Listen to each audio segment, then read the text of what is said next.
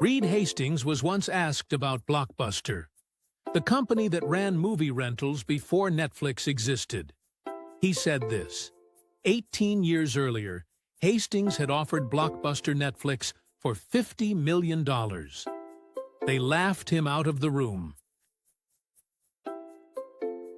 In 2000, Blockbuster Video was the largest movie rental chain on Earth. 9,000 stores, 65 million members, a market cap close to $5 billion. But here's the thing most analyses miss. Blockbuster wasn't really a video rental company. It was a late fee company. At its peak, late fees brought in around $800 million a year. That's not a side revenue stream. That's the business. A business that makes most of its money from customers being late has a specific shape. It needs friction. It needs forgotten due dates. It needs a long drive to the store. Strip those away, and the model collapses. Wall Street loved them for it. The stock kept climbing. The expansion kept going. And the management team, led by CEO John Antioco, looked at the numbers and saw a business that did not need to change.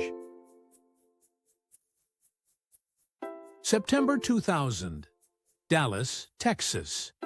Reed Hastings and Mark Randolph fly in to meet Blockbuster's executive team. Their startup is losing $57 million a year. They have come to sell the entire company for $50 million. Here is how Randolph remembers what happened next. Here is the part where the standard YouTube essay tells you Blockbuster was stupid. The standard YouTube essay is wrong. Look at what Antioco was actually staring at. Blockbuster's most profitable customer was a person who rented a movie on Friday, forgot to return it Sunday, and paid a late fee on Tuesday. That customer was 40% of revenue. Netflix's model, one flat monthly fee, no late fees, was a direct attack on that customer. To buy Netflix and let it grow was to make a $50 million bet against $400 million a year in margin. And Netflix, in 2000, had 300,000 subscribers and was hemorrhaging cash. Buying them looked like paying $50 million to slow your own best business down. That decision, on those numbers, by people responsible to those shareholders, was not stupid. It was the obvious move. That is the problem. In 2005, Antioco tried to fix it. He launched a program called End of Late Fees. The slogan was the whole product. No more late fees, ever. He paired it with Blockbuster Online, a Netflix copy, mail-order DVDs, monthly subscription. The math behind End of Late Fees was straightforward. Late fees were $390 million a year of pure margin.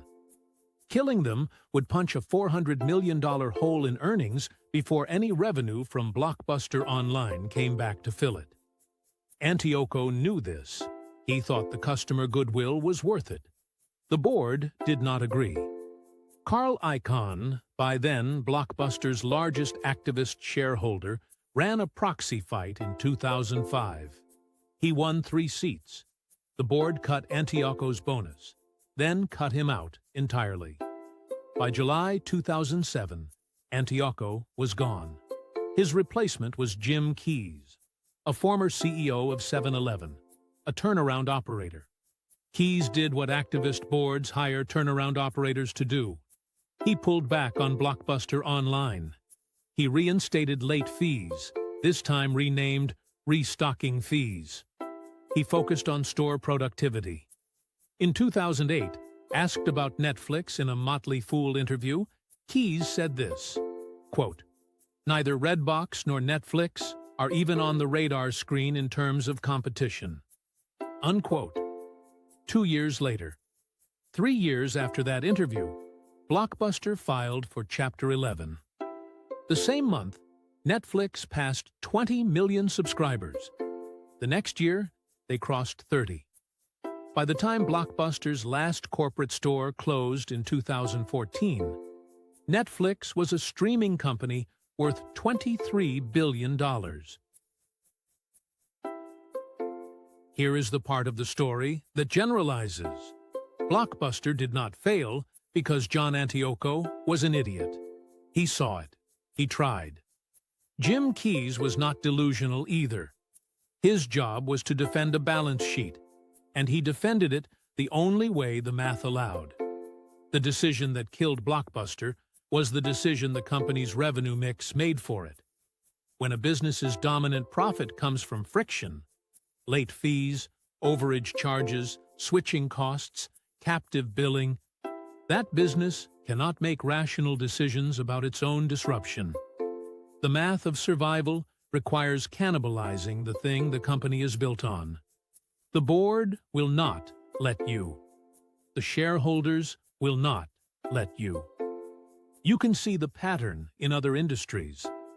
Telecom defended overage charges against unlimited data for 15 years and lost. Ticketmaster has defended service fees through every disruption attempt since the 90s.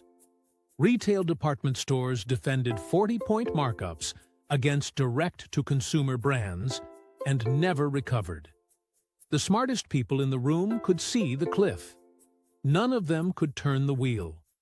When you evaluate a business, look at what fraction of its profit comes from customers paying for being inattentive, late, captive, or confused. That fraction is the company's true range of motion. Blockbuster's range of motion in 2000 was not zero. Antioco found it. It was just narrower than the gap to Netflix's model. And nobody in that pitch meeting had the authority to bet the $400 million on the 50. When a CEO tells you a competitor isn't on the radar is the problem. The cliff isn't ignorance. The cliff is the spreadsheet. This was Boardroom tapes.